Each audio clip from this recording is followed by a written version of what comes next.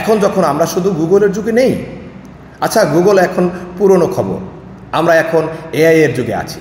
আর AI যা করতে যাচ্ছে সেটা খুবই গভীর ব্যাপার।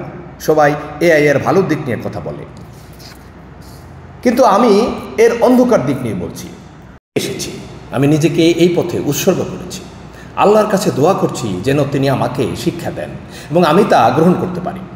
আমি সব জানি না, কিন্তু শেখার আগে আমি জানি এটা উদ্দেশ্যমূলক, কারণ এটি আল্লাহর কাছ থেকে এসেছে।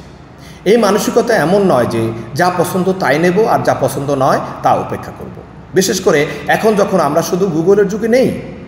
আচ্ছা, গুগল এখন পুরনো খবর, আমরা এখন এআই এর যুগে আছি। আর এআই যা করতে যাচ্ছে সেটা খুবই গভীর ব্যাপার।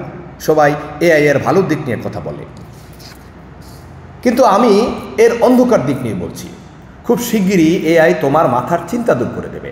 তোমাকে আর ভাবতে হবে না, শুধু বলবে সবচেয়ে ভালো রেস্টুরেন্ট কোনটা, সবচেয়ে ভালো বই কোনটা, বলো বলো বলো, আমার হয়ে ভেবে দাও। আমার সময় নেই ভাববার, তুমি আমার হয়ে ভেবে দাও। এটাই শুধু শুরু।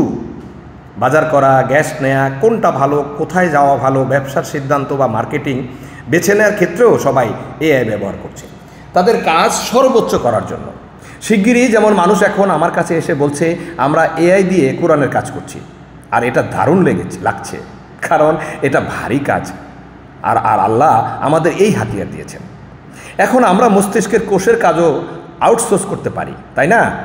কিন্তু যখন এটা হবে তখন প্রশ্ন, এআইকে কে নির্দেশ দিচ্ছে? তুমি যা চাইছো তাই পাচ্ছ, তোমার চাহিদা পূরণ হচ্ছে, তুমি নিয়ন্ত্রক, জ্ঞান তোমার হাতে। তুমি জ্ঞান খুঁজছো না, তুমি জ্ঞানের সেবা করছো না, বরং জ্ঞান নিজ থেকে তোমার কাছে চলে আসছে, তোমাকে পৌঁছে দিচ্ছে। এখন যখন কোরআন কোনো উদাহরণ দেয় বা গাভীর কথা বলে, সেটা হয়তো লম্বা। আমরা বলি এটা কি ছোট করে বলা যায়? আমার কিছু গাইডলাইন দরকার।